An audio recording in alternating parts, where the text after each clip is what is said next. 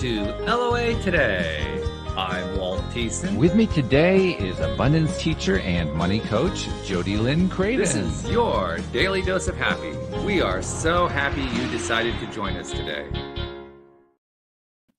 And I'm especially happy that Jody Lynn can join us today because she thought she wasn't going to be able to, but it turns out that they completely sold out at the farmer's market, which is great news for us because that means you got to be here. That's fabulous. So you got a win-win going there. Yeah, I don't have to sit at a farmer's market for the next 2 weeks in a row. So I would rather be here. That's a definite win. Honest. Yeah. We won't tell Nate, but that's all right. Okay. It's our secret. But the main thing is you guys sold out. That's really, really good. Mm-hmm. Yeah, good stuff. It's amazing. So people were loving your stuff, except apparently the herbs for some reason. If anybody who wants some herbs, send an email to Jody Lynn. She'll get some in the mail to you. But why we couldn't figure that one out? Why not the herbs? That doesn't make any sense. I don't know. Everybody said, I have a shaker of that in my cupboard. Yeah, it's probably full of chemicals and stuff. Yeah, I didn't say that. Yeah. I'm way more bold, not in front of them. But I'm like, I got it. These are better. It's fresh. I just picked them today. Spent like 2.5 hours picking herbs or cutting herbs. Wow. Yeah, it was a long process. But Yeah. now they're all for me. I get to dry them. That's going to be an interesting year in the Craven household. I mean, using those herbs, you're going to be going crazy.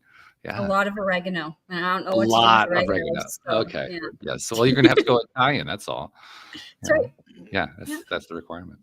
So anyway, we have Mark Barnes joining us today. Mark is the author of a recently released book, very newly released book called Hacking Life After 50. And Mark, first of all, welcome to the program. I like your topic, by the way, because it's something that I have been working on for my own life pretty much for since I started this podcast. So I'm going to be really curious to find out what tips you have for us. But welcome. How are you doing today?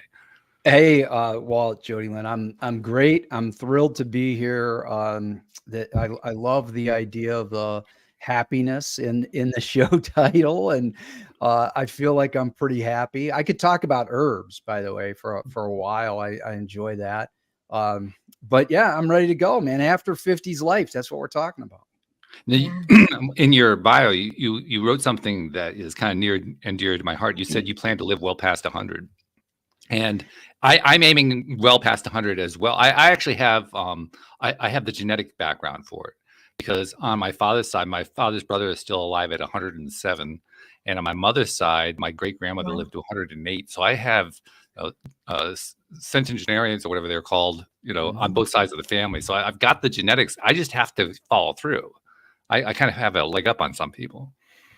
Yeah, the genetics is cool, and that's phenomenal. I don't meet many people who are related to any centenarians, so that's really cool. And yeah, my parents lived into their 90s, so I feel like I've got a little bit of a leg up. But genetics is really only about 20%. The so-called experts say. So, okay. Well, I got the first 20% done. That's good. Now I got to do the other 80. So that's it. So we're working on the other 80. Yeah. So. You got to tell us. I mean, this has been your project, right? Figuring this stuff out. So tell us, give us some. It's a hacking life after 50. Give us some hacks. We need some hacks, man. Come on. Absolutely, man. We got lots of hacks. Yeah, for sure. Yeah. Well, I got interested in longevity probably right about the time of 50, maybe a little bit later. And I have some health issues in my background. Even before my 50s life, I have epilepsy. So that was diagnosed in my 30s. So I take anti-seizure medication, which is, there's all kinds of crazy side effects with that. Fortunately I'm seizure free. So I just take pills in the morning and at night. And I'm always like, okay, well, I'm good to go. But I never really worked that hard on managing the side effects, which again are many. So when I got older, I saw my parents aging. They were in their 80s, and then their late 80s, both had dementia and Alzheimer's. And, the last few years for them was tough, and it's hard, it was hard on the family. And I've got kids, and, they were young then. And I kept thinking, boy, I love the idea of getting to the age my parents are, but I want to be healthy, and I want to have my memories intact, and hopefully my Right. kids, maybe my kids are married, maybe they have kids, and I want to be a grandfather and all that stuff. And I just want to feel good doing it. So that was the impetus for me to change. And I needed a lot of changes. And then, my co-author, Jim Sturdivant, he and I are like-minded people, both educators, researchers, and we've talked a ton over the years about the things we've learned in reading and watching, listening to podcasts and watching videos and TED Talks and everything. And then we would just sort of take things and put them into practice. And that's the hack learning way, is to identify problems, small problems under the umbrella of a larger problem, and then say, okay, what can we do to work on these right now incrementally? So that's sort of the background behind it. And then the more we talked, a year ago, we just said, hey, we both feel like we're as fit as we've ever been. And Jim is 62 and I'm 59. So, 60 is right around the corner for me. And I feel great. And, with epilepsy and other issues as well. So we said, hey, we've got a lot of good ideas about what we've done that it's worked for us. And there's most of it is research backed. Why don't we, write it down? And that's what gets us to now. You as you were talking, you reminded me of Abraham Hicks. I'm not sure if you know who Abraham Hicks is. They're one of the guru channel teachers in the law of attraction sphere. And one of the things that they talk about is how Abraham Hicks it's a hyphenated name that describes the fact that Esther Hicks channels this group of entities called Abraham, and that all the messages come from Abraham. Okay. One of the messages that came through was that Esther has this desire to live a long life, but she wants it to be kind of like what you're talking about, a long, happy life. And for her, the ideal life is happy life, happy life, dead. Okay. In other words, you just keep going and going and going, and then you're done. Happy and then done. Right. Yeah. I like that because, there's sort of a stigma around living to 100. I've said that to many people that I want to live to 100, and they go, who would want to do that?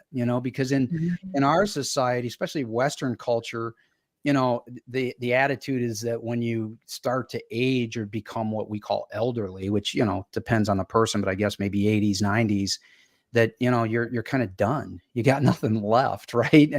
And you're debilitated, so that's the thing that is that stigma that we want to overcome. So, yeah, I always say happy 100. So I like that. I said, not exactly as eloquently as you put it. But I said, if you can just feel as good as you do right now, right up until that last breath, and, that's a pretty good life. It's actually quite shocking, like talking to people. Obviously, I'm a little bit younger. But a little bit, Jody, just a little. 1 or 2 years, A little bit younger. I'm older than I look, okay? All right.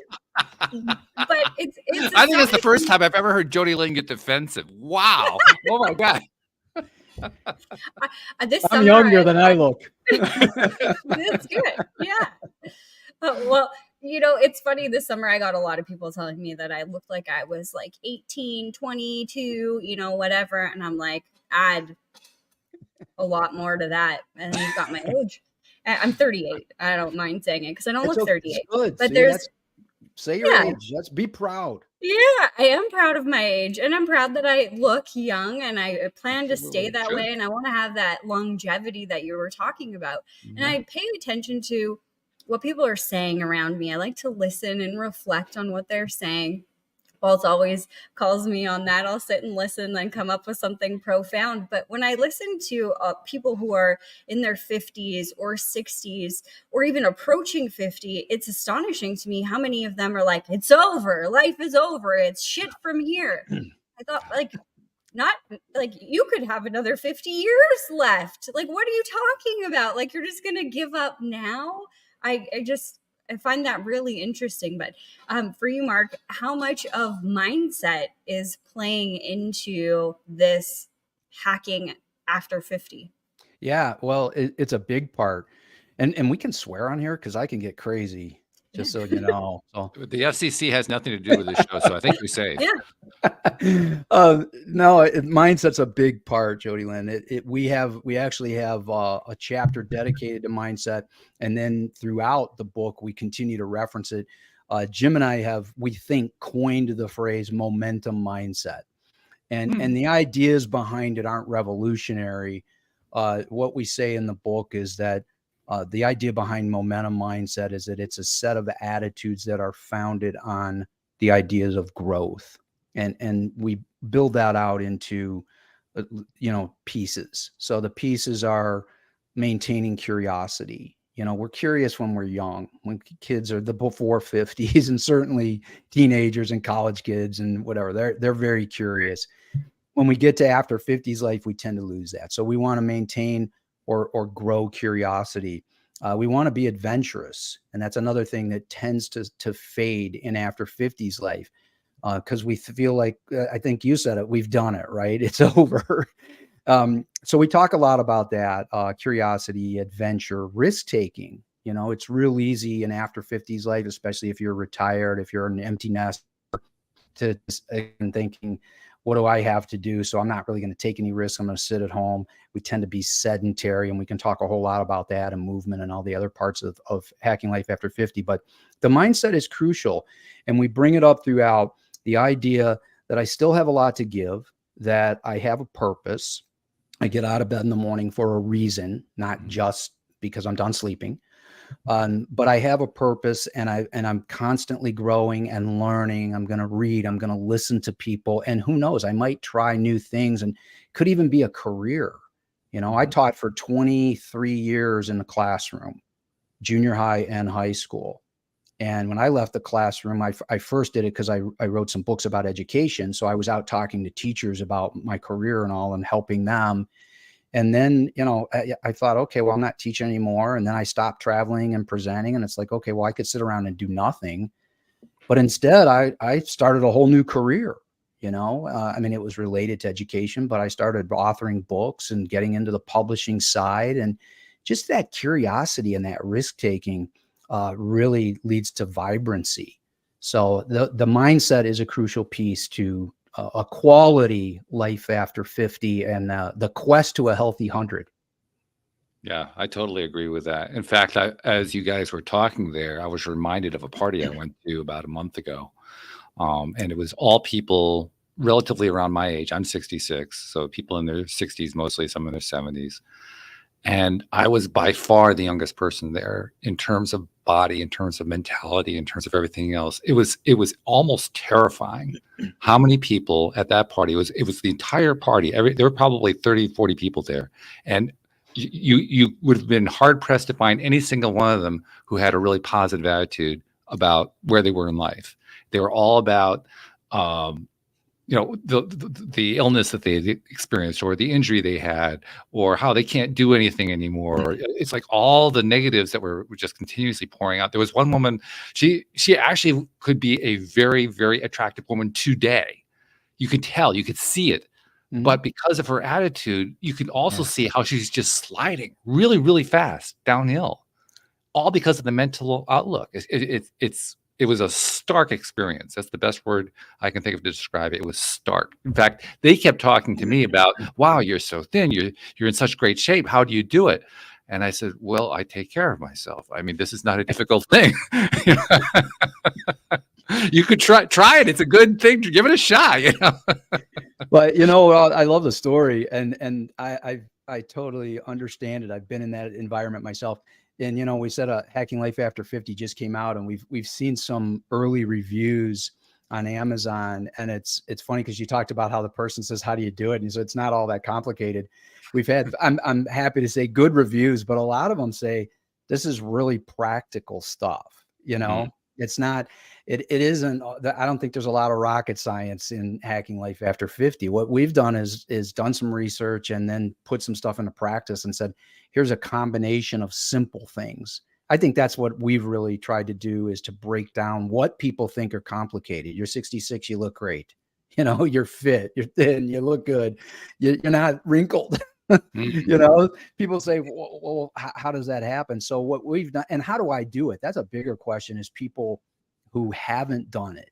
And you'd be surprised at how many people have done very little exercise. I mean, you already know, as your listeners, everyone knows that we're probably the most obese country in the world.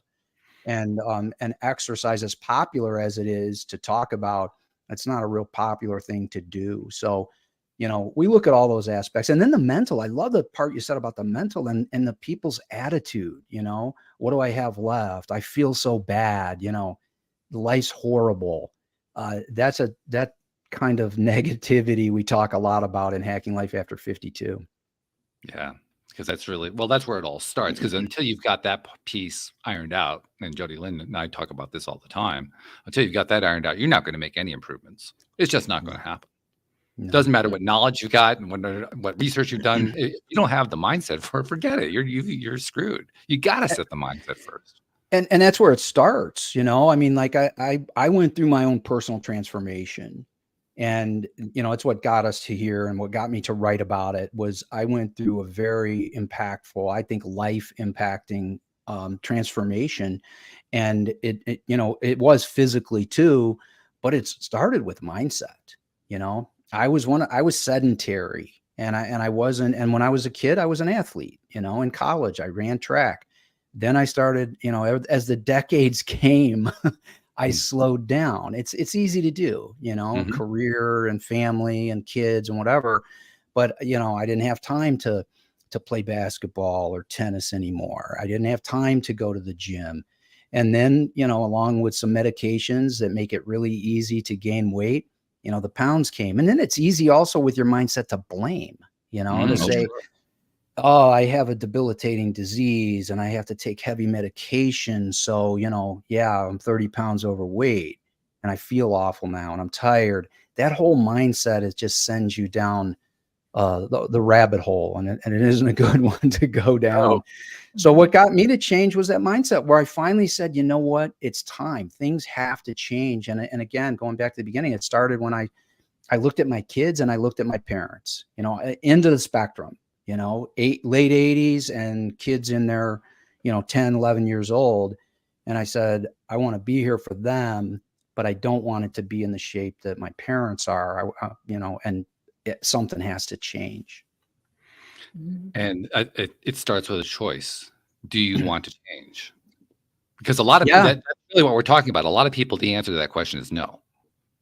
And we ask a question in the book. That's a great one. We ask a lot of questions. We say, if you want to have a momentum mindset, there are some requirements. We say, ask yourself these questions. And one of those questions is that one. Are you willing to take a chance? Are you willing to change? Because if the answer is no, close up the book. I mean, right. you have to be willing to do those things. But they're not hard. I think the biggest obstacle people face, really in any time in life, but certainly well into after 50s life, is fear. Yes. Some people say, yeah, I'm willing to change, but what does it look like? And that can be terrifying. And again, I think that's the crux of Hacking Life After 50 is we really break it down. So I think anybody can do it. Do you find too, Mark, that another thing alongside of fear would be like the overwhelm of how much, like if you're stuck down in that rabbit hole and you keep telling yourself, I'm on all these medications that make me gain weight, and then I'm overweight and my knees are bad and this is bad and that is bad and I can't do it, and you add all of these things up, it becomes this monumental pile of crap that you can't get out of, to even see that you just need to take a little bit at a time off and eventually you'll see a difference. Yeah, well, I think the overwhelm is a key word. And it's tough to get started, because the one thing is, especially when you live a sedentary life, it's really easy to gain weight, for one, and weight's a problem. We don't Hacking Life After 50 is not a diet book. It's not a weightlifting book. Those things are included, resistance training, all that stuff is included. But it's really all about what we're discussing. It's more about incremental change. So we acknowledge that people are going to be stuck in a rut that they've been in for a long time. and the change we recommend can appear daunting. So the key is incrementalism. So, the first we say, if it's weight, if you have a weight problem, which, I share my own story. I had a weight problem that I needed to take care of. And for me, it was daunting to say. I had never really addressed it at all. And I wasn't obese, but I was, 30 pounds heavier than I am now. And that's a lot. 30 pounds is a lot. I'm at my set weight. So you add 30 pounds, it's like putting 30 pounds of weight and carrying it around. So when I realized that, again, daunting. The first thing is, how am I going to lose this weight? You have a doctor tell you need to drop 30 pounds. You're like, oh, wow. What does that look like? And, that's the reason people don't get up. We've got inflammation. We've got arthritis. You have issues that make movement difficult. And then you're going to say, okay, we have to start moving. Well, you get people who have been sitting most of the time. I mean, I watched my mother, from the time she was about 87 and she died at 91. And those last 4 years, this was a person who didn't move. She stayed in bed. And I mean, she would get up occasionally, and I always said she lived her life like a cat. She slept 20, 22 hours a day. And then she would get up for 5 minutes and say, think about attitude, and people, what their mindset is: I'm sick. I don't feel good. I have to go back to bed. And that's tough. So then you look at a person like that. If someone's watching or listening and they have that kind of existence, and you say, now you have to move, that gets to be tough. So yeah, I face that, and I think other people face it. But what we say is, again, we preach incrementalism. And I think that it's not, again, I keep saying it's not rocket science, but it is something that people don't truly understand. That if I want to change the way I look, if I want to change my body composition, I have to start somewhere. If you don't start, nothing happens. And that starting can be as small as standing up. Get up out of your chair and stand for, we say 30 seconds to a minute. And then go ahead and sit back down. But if you can start doing things like that, and you can do that multiple times throughout the day and do it for a week, well, then the next week it gets a lot easier then to turn that standing into stepping. Take some steps, move. And it's the same with diet. And it isn't always that I have a massive amount of weight to lose. It's not so much about weight as it is fitness. Right. And a lot of times people are stuck. We talk about the standard American diet. That's why we're obese, because the standard American diet drills into society that, it's fast food. If it isn't fast, it's not right. We're on the go. You have to eat fast. And it's, what's fast? All the processed foods, the deep fried foods, the burgers, the coffee shops, the lattes, all of that. That's just where we are. And that gets us to a very bad place. Yeah. Well, the acronym for the standard American diet is SAD, and it's sad for a reason. Sound like you've read the book already, Walt. That's what we say. We say the standard American diet is sad for a lot of reasons. Yeah, it is. I'm going to tell another story too, based on what we're talking about. Because like you, I've over the last 4 years, I lost 35 pounds. I got another 5 pounds to go before I'm at my ideal weight. But at that same party, this story comes right out of that same party. At the point of where they were talking about how I'm in such great shape and so forth, how did I do it? I told them I just, I'd lost 35 pounds. 20 of them I've lost in the last year. I was divorced this past year. And so the 20 pounds came off pretty much since my ex and I split from each other. And I was very deliberately taking steps through diet and through activity to make that happen. And it's happened. And I've got 5 more to go. It's like, I'm almost reached the goal. This is really cool. So anyway, I'm telling that story to the group there, and they're all kind of skeptical. And there's this one guy in particular who decides to start challenging me. And he's got this big gut. And he says, I'll tell you what I eat. And he starts listing for me this sounds like a very healthy diet. He says, this is the way I eat every single day, and I'm not losing any weight. And so I voiced sympathy. I had no idea what the total story was, but I was sympathetic and like, oh yeah, okay. Well, if you're doing the right thing, that's good. Make sure you get the exercise, all that kind of thing. And then literally in front of me, he proceeded to grab the pasta salad and pile it onto his plate and start eating it, followed by the dessert. And I said to myself, wow, that guy really isn't being honest with himself. Yeah. And I don't think he even realized it. Or he thinks pasta is healthy. Possibly. That's another problem we have, and we talk about this in Hacking Life After 50 in this a chapter we talk about diet, but we try to stay away from diet. We talk about meal planning, but we do without getting too deep into research and science. We do list the things that are and are not healthy, that are universally approved by the medical field, that this is okay, this is not okay. And we talk about reading labels, and again, that's not new, but it is something that people don't do. Yeah. Walk through your grocery. Anytime you're in a grocery, just stop and observe. And I guarantee you, people who are watching or listening to this will do this next time they're in the store. There might only be a few things they remember about me. They'll say, I remember that guy said this. But you see how many people read a label. I drive my wife nuts. I'll tell you, she thinks I'm a little bit obsessive about my lifestyle, in all honesty. But, we grocery shop together, and, she'll put something in the cart and I pick it up and start reading. And she's like, "Can you stop that? Do you know how much hidden sugar there is in this?" But, a lot of people have been told that pasta's healthy, and there's certain ways to eat pasta, but in general, not healthy. So the guy who thinks he eats well and loads up the pasta, not so much. Well, you even think about like the way that our pasta is different here versus in Italy. It's, different wheat. I'm a farm girl. I grew up on a farm, grew up around a farm, live on a farm.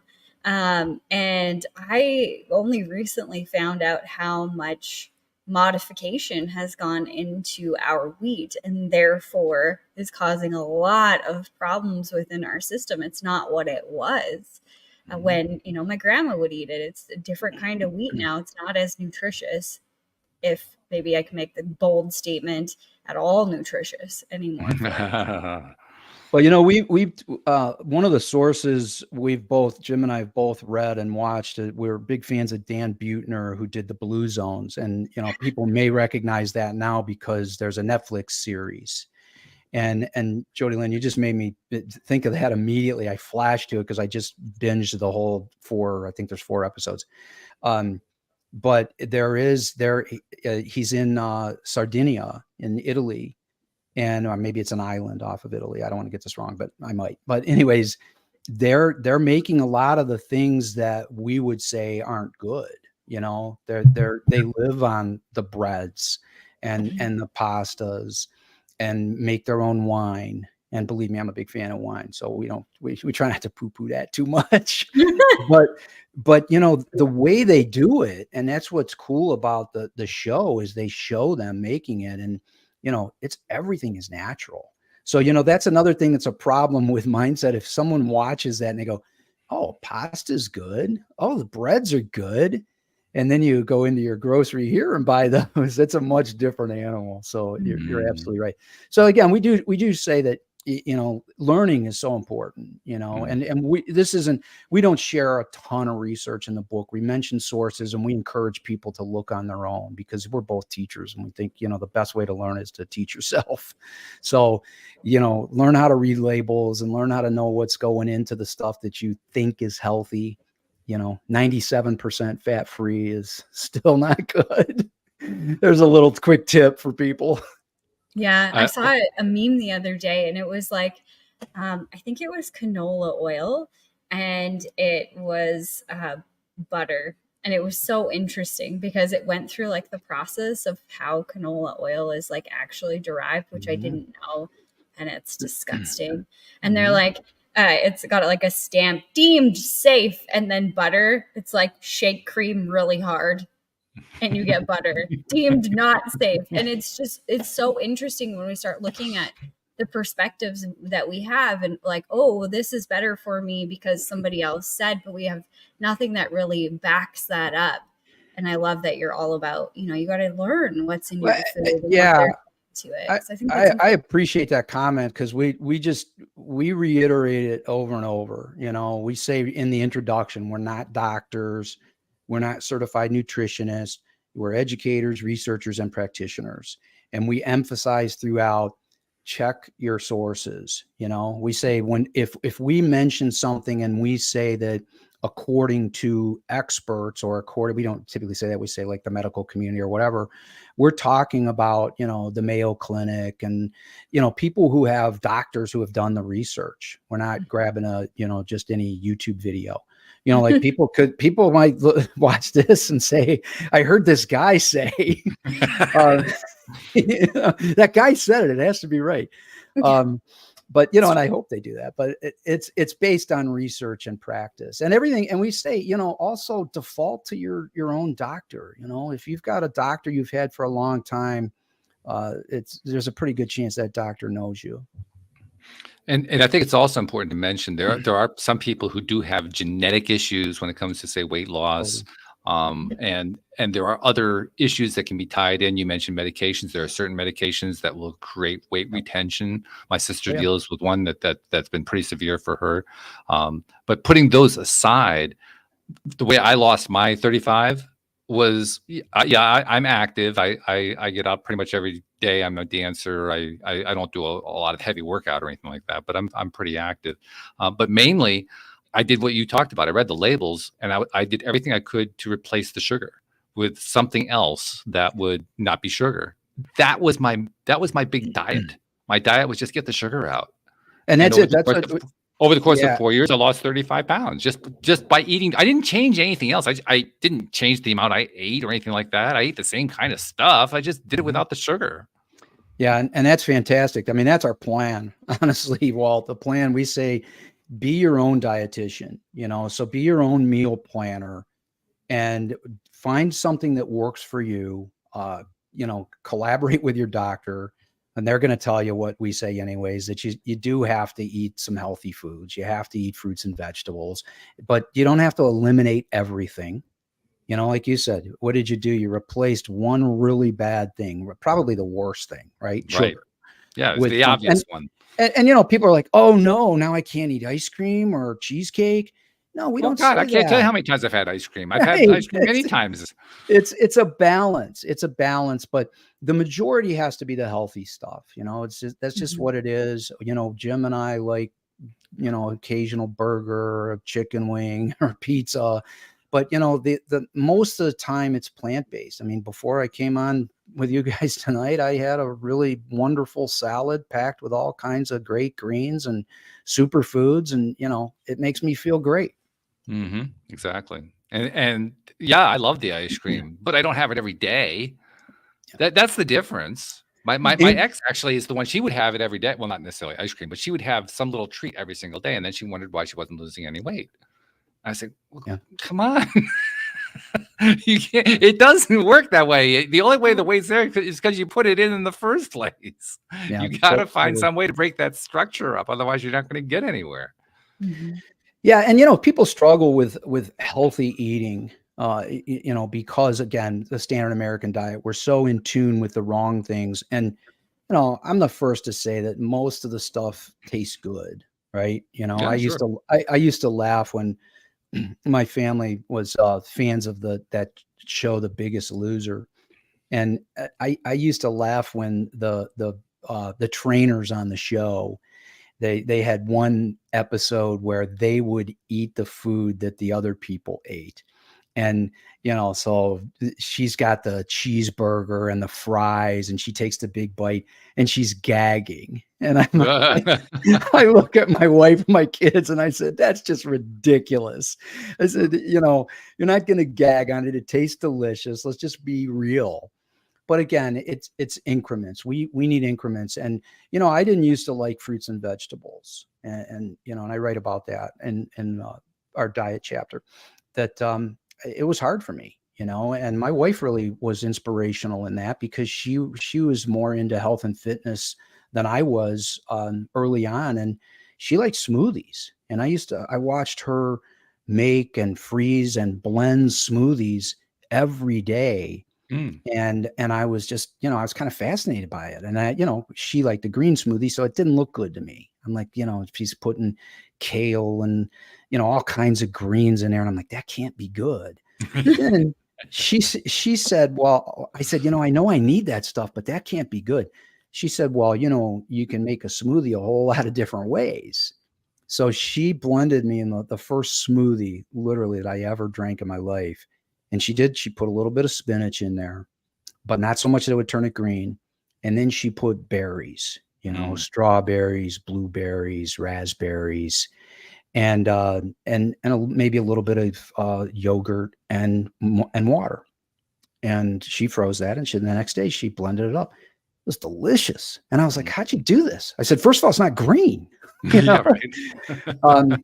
But I'll tell you, and that became an evolution over time where I really got into it. We've got all kinds of blenders and choppers and big fans of all of that. And it's an experiment. And, in Hacking Life After 50, Jim and I write about that another hack for changing the way you eat and being your own meal planner is to make it an adventure, make it fun, explore, make your stuff with someone else, with a loved one, with a family member, a spouse, a friend, anyone else who you say, hey, I want to get on this journey to better eating.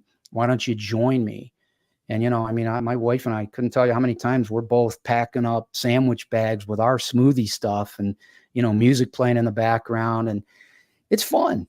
And then it tastes delicious and it's super healthy. Really good. Really good. I like the way you got into smoothies too. I've never really done that myself. I kept avoiding it. So hearing a positive story makes me think, okay, maybe I should try that one.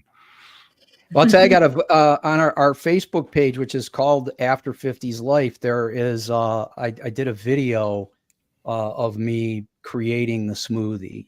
I took pictures. Here's some ingredients, another ingredient, right up to me putting it in the freezer, taking it out, blending it. And, the whole thing's only about 25, 30 seconds long. But that was pretty viral. I think it had, 30 or 40,000 views in a few days. But, and, a lot of people are, people on social media, a lot of them are like, that's crazy. But a lot of people said that looks delicious. I'm going to try it. And and the little captions of the healthy things that are in there.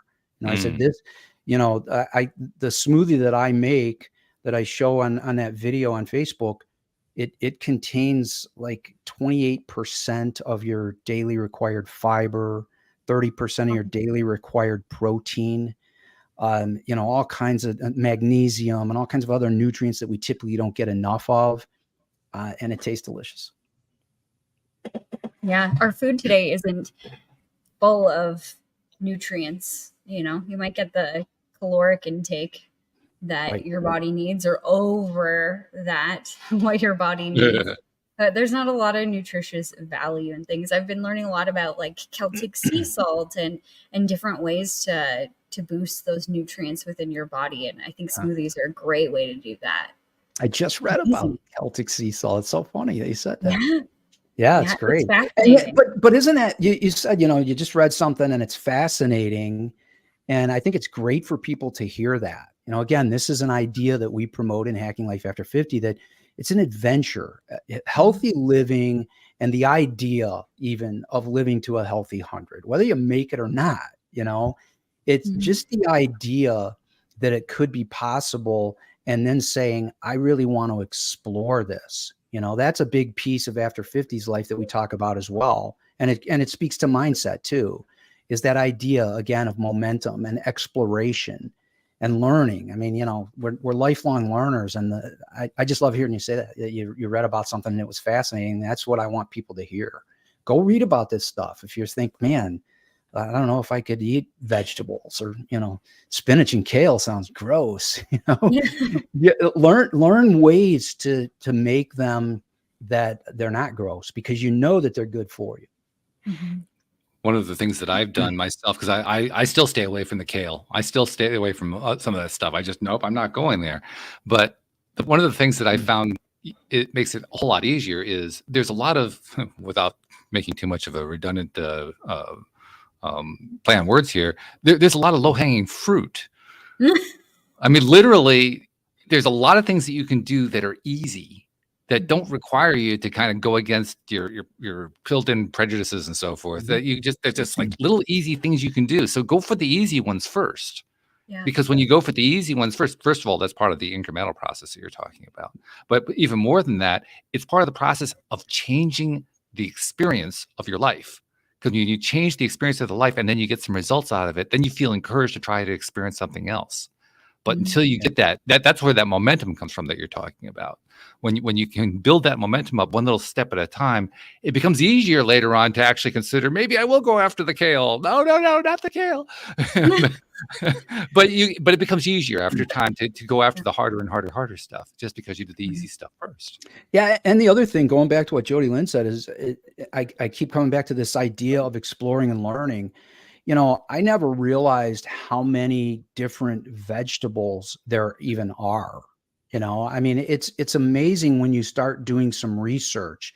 And that's, you know, we talk about the positive side of social media. We also talk about the negative, and that's the whole mental piece and the emotional piece of our book is, you know, first of all, stay away from toxic things. You know, toxicity is really bad. It creates stress, and stress is a killer. So, you know, we're talking about being healthy. So reduce stress at all costs. So we talk about the toxic nature of social media and what to avoid, but there's some positives. And if you emphasize the positives, you also learn. I have learned so much about plant-based eating and plant-based foods that I didn't know. Cause I'm like you too, Walt. There's some greens that I'm like, man, I just don't really want anything to do with that. And honestly, kale is I do eat sometimes, but it's not one of my favorites. But, you know, I discovered other things. You know, we recommend, like, to get started, I typically default to spinach because it's a really mild vegetable. You know, if you mix spinach into a wrap or an omelet or almost anything, you hardly even know that it's there. Right. Some greens that are extremely healthy have stronger taste. So, you know, that's one thing I would tell anyone listening, if you want to ease into more superfoods, especially, is look for the ones that have a milder taste. But when you start exploring, and you can find people on Facebook, Instagram that are in the nutrition world that will expose you to healthy vegetables that you'll be like, I didn't even know that was a thing. And then you try it, you know, and that goes back to that adventure. Suddenly going to the grocery store, which I used to hate, you know, now it becomes an adventure. I find myself in the produce section, and I'm just like, wow, I want to get, this has got some color to it. I want to see what that is. So that's a cool piece as well. I learned something fascinating, speaking of nutrition, about carrots. So my husband and I, we have this, you know, large market garden, and we sell some vegetables. We do lots of garlic, and we do cucumbers, pickling cucumbers. And we did some carrots this year, and we didn't have enough to sell. And some of them were really tiny, and some of them were like, you know, all like wonky and whatever. Like, my husband's like, we can't sell that. It looks retarded. So we have some of these carrots left, and, you know, we're going to stock our freezer. That's something that's become important to us, is having our own food, because we would sell everything and then, you know, go to the grocery store and buy things that we had to other people. It's just stupid, right? So we were like, what are we doing? Let's keep our own stuff. Let's blanch it. You know, it takes a different skill set. But my husband and I were in the garden just the other day, and I was like, okay, well, we don't have that many carrots to like blanch and put in the freezer for the winter or whatever. And he's like, did you know the carrot top has more nutrients in it than the actual carrot? So you take the top of the carrot, and then you can dry it out, and you can grind it up into a powder, and then you can just put it in things, and you have no idea that it's in there because it doesn't really have a taste, I guess. And because it's dried and it's just a powder now, but it adds all of this nutrition to your meal. And I would have never thought of I did know that, what you shared, but I would have never thought about the grinding it up piece. Yeah. So again, you know, you talk about if you want to make changes, whether it's diet or something else, when you get around like-minded people and you know, it creates a great conversation. I mean, who would have thought we could talk this long about vegetables, right? And That's not right. bore people, you know, and not be like, what a snooze fest. And hopefully it isn't, but you know, it isn't to me. I love this stuff. But yeah, I right away, like the light bulb went off. I was like, oh, grinding it up. That's great. Yeah. So yeah, and you know, really, that's true of a lot of fruits and vegetables, that the outsides and the peels and you know, all of that is where most of the nutritional value is. And if you think about what you can do, I mean, I love the chopper, and I will just put things in there, you know. And I've had my daughter go, "You gonna put that whole thing in there?" And I'm like, yeah, because this is the part you don't like is where a lot of the nutritional value is, you know. But I say, but I'm going to chop it up, and you're not even going to notice it. That's the adventure, right? Now, like, you're yes. using kind of like power tools in the kitchen. Right. There you go. So for your power tool lovers, there you go. Right. You say, hey, man, I'm going to start chopping some stuff up. Yeah. Nutrition for home improvement fans. I love it. That's good. Yeah. Now, speaking of how much time we've spent talking about food, we should talk about a few other things. I mean, we were talking earlier about activities, exercise, all that kind of thing. And of course, you put the E word up there, and all of a sudden, people start turning off because, you know, like you said, people often just shy away from exercise. I shy away from it for years. I've started getting back into it finally, but I shied away from years, and it's one of those unfortunate things. But even though that I don't know what you'd call it, prejudice, I guess, exists. It's not like we're locked in. We have to do exercise. It's mainly about the activity, isn't it? It's about getting yourself started to do stuff you hadn't been doing before. Totally. Absolutely spot on. What we want to do, and again, this is really talking about after 50s life. And when you get well into it, 60s, 70s, 80s and beyond, what we want to do is we want to fight sarcopenia, which is muscle mass degeneration, bone degeneration, and which leads to, when you lose muscle mass and bone degeneration, and then you lose flexibility and balance, the real enemy becomes falling. So, you know, and there's some staggering numbers on people who fall, and I won't bore you with those. You can look them up if you want to, but let's just say when you get it after 60, it's millions and millions of people every year in the United States alone fall. Now 1 in 4 of those, I said I wasn't going to bore you with statistics, and here I am. One in 4 of those elderly people who fall will break a hip. Now here's where it gets really nasty. Of those people who break their hips, 1 in 4 of those, now this is after the age of 70, will die within a year. Wow. So you think about it, no matter how old you are, if you're a youngster like Jody Lynn here, who still is very mindful of her longevity, right? That's what I'm getting from this conversation, at least. And really kind of living a Blue Zones life. Jody Lynn is just a sidebar. If you haven't watched that on Netflix, you'll love that, because you're really kind of living that life, I think. But I'm gonna watch it now. The idea of I gotta call Dan Buettner and tell him I'm promoting him here. You gotta get your fee. To millions of people.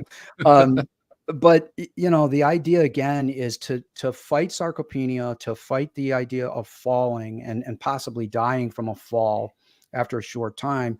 What we want to work on are the functional movements that lead to falls. So you think about it, people who fall, I mean, you know, unless you're young and you slip on the ice or something, most people who fall, certainly in the after 50s world, it's about balance and muscle mass. So you can fall getting up. My father died at 93, and really in the end, it was his heart that got him. But I'll tell you what put him in the hospital the night that he died was a fall. And he was just getting up out of his chair.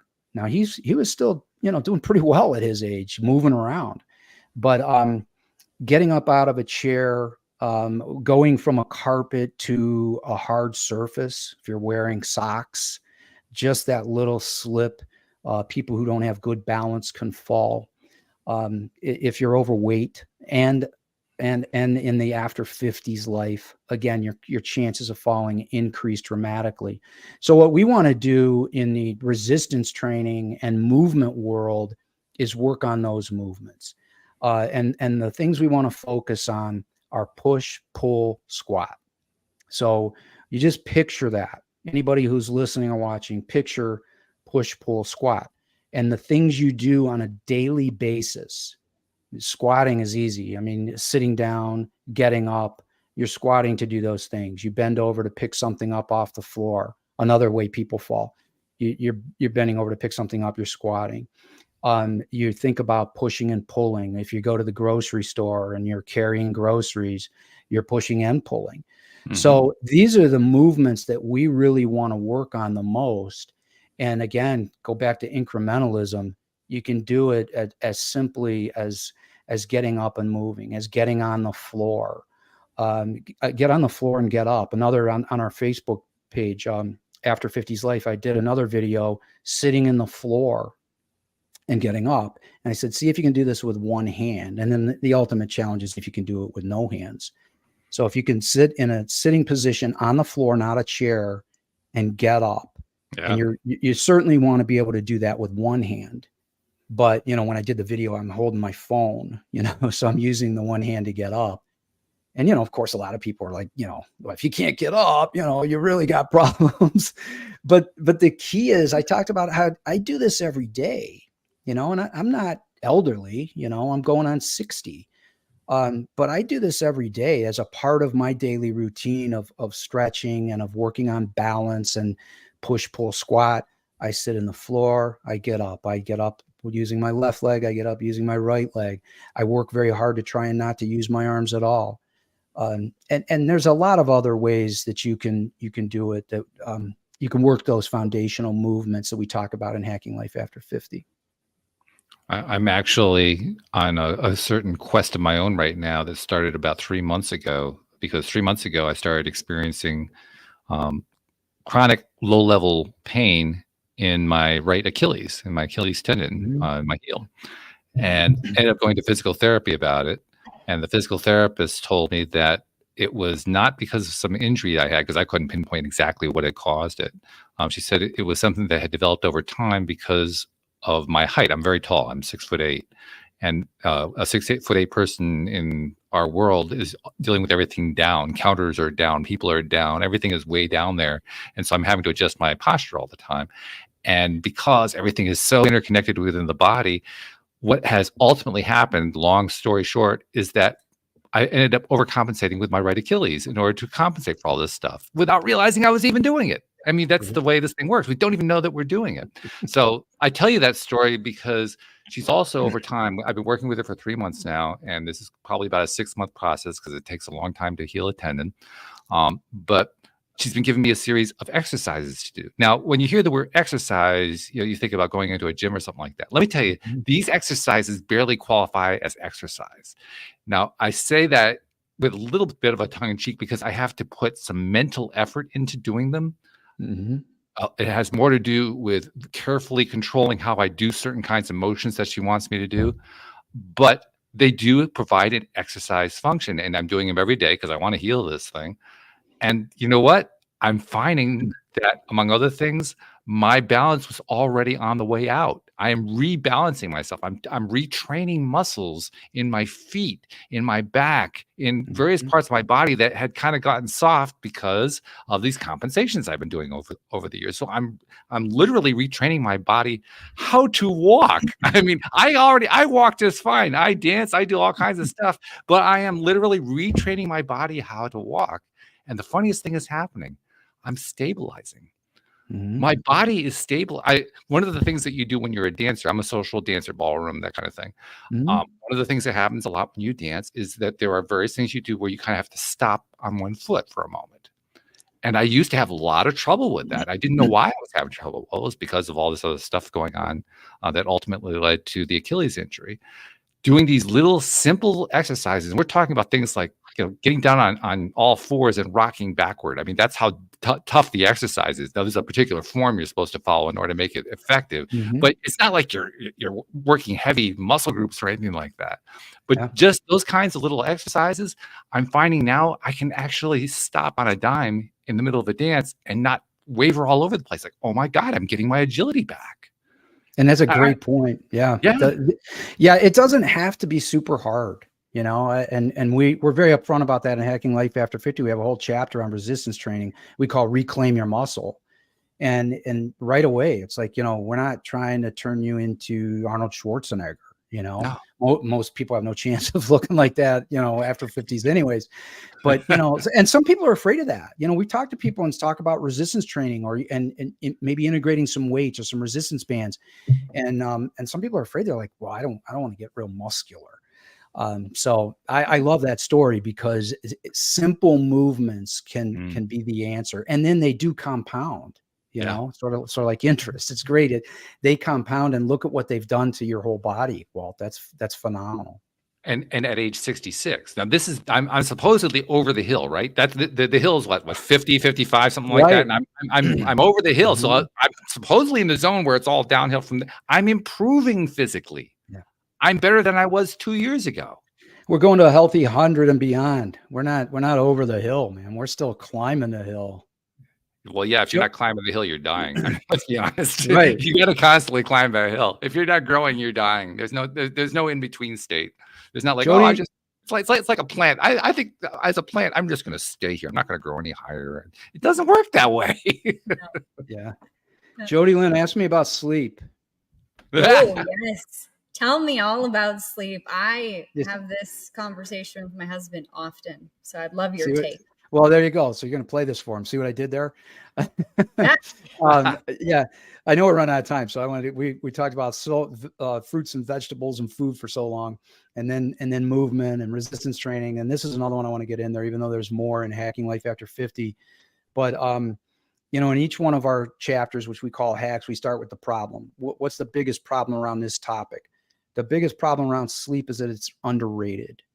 People don't believe that sleep is important. They don't value it. And I can tell you from experience, and I tell this story in Hacking Life After 50, I was an insomniac, and it was on my chart when I went to see my doctor. And every year with the physical, how's the sleep? Because I didn't sleep well. And I used to blow it off. I'd say, no, I don't sleep well. I struggle. I toss, I turn. Sometimes I sleep 3 or 4 hours. And guess what? If I wake up at 2 or 3, I just get up because sleep's a waste of time.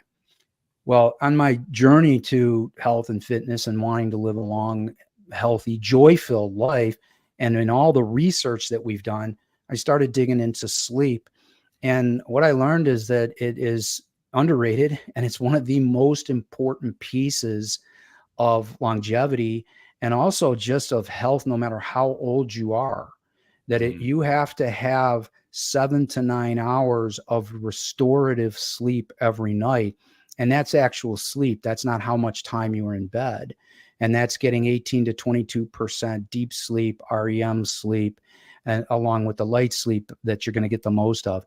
There are things you have to do to get this kind of sleep. So when people tell you I'm a horrible sleeper, there are insomniacs. I said I feel like I cured my insomnia. That's not a medical diagnosis. That's just me. It's anecdotal.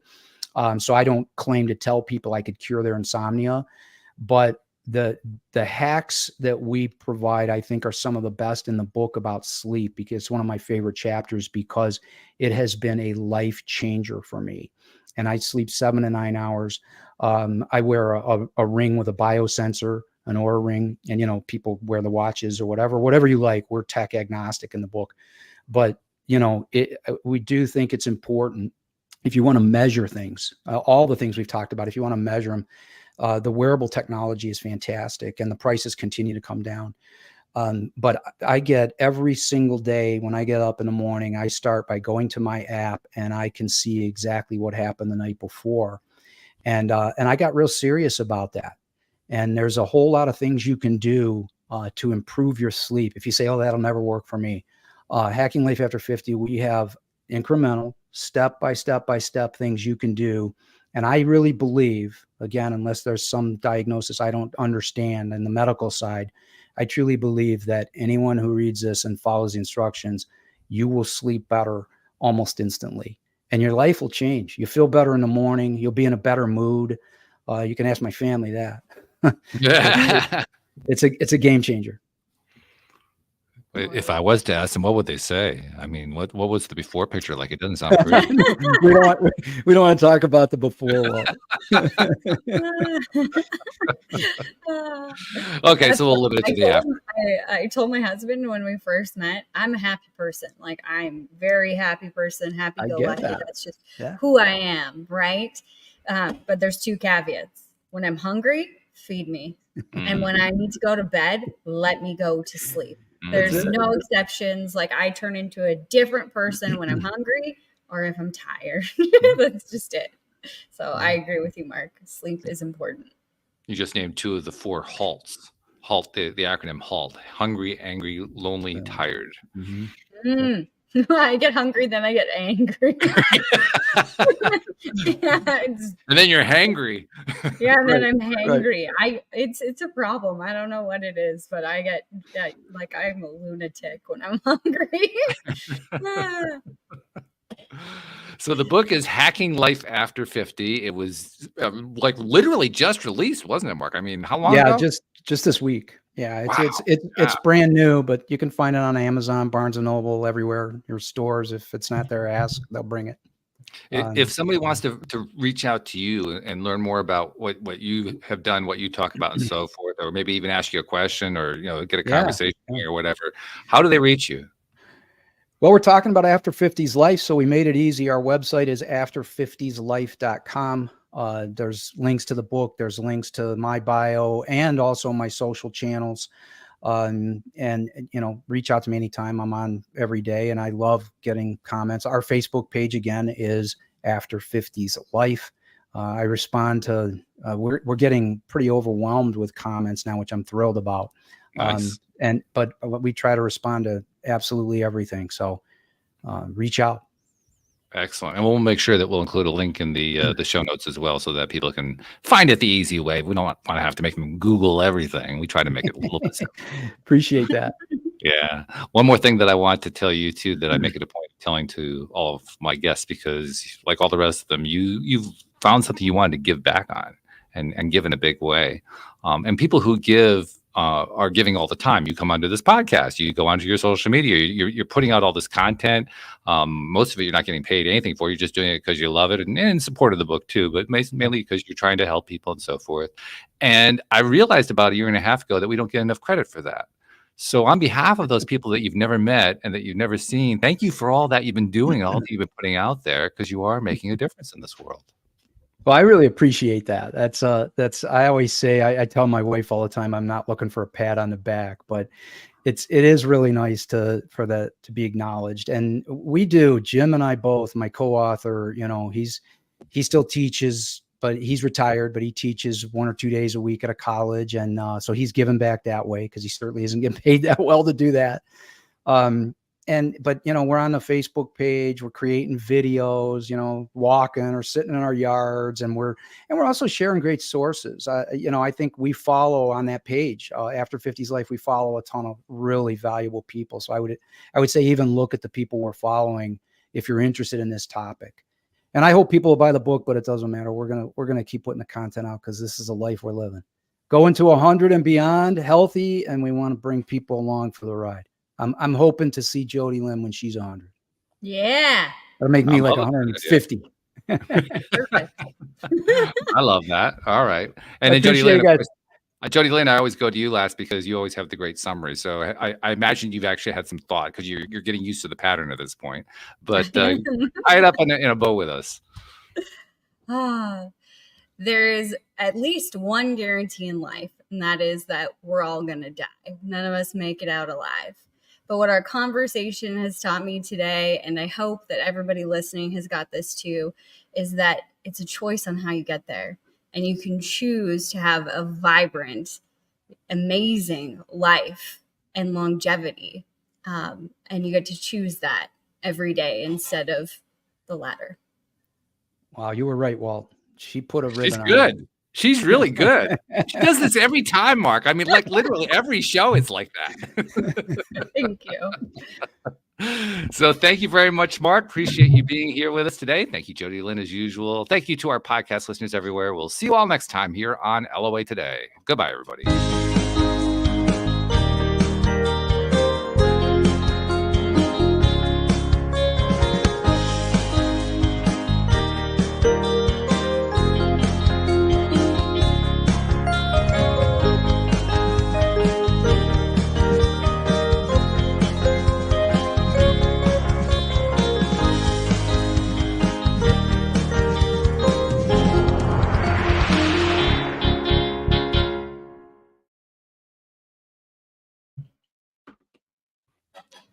And you were wondering how we'd get through an hour.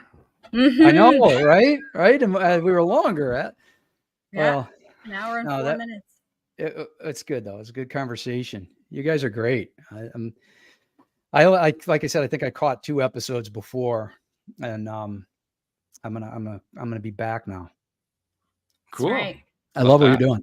I do. It's fun.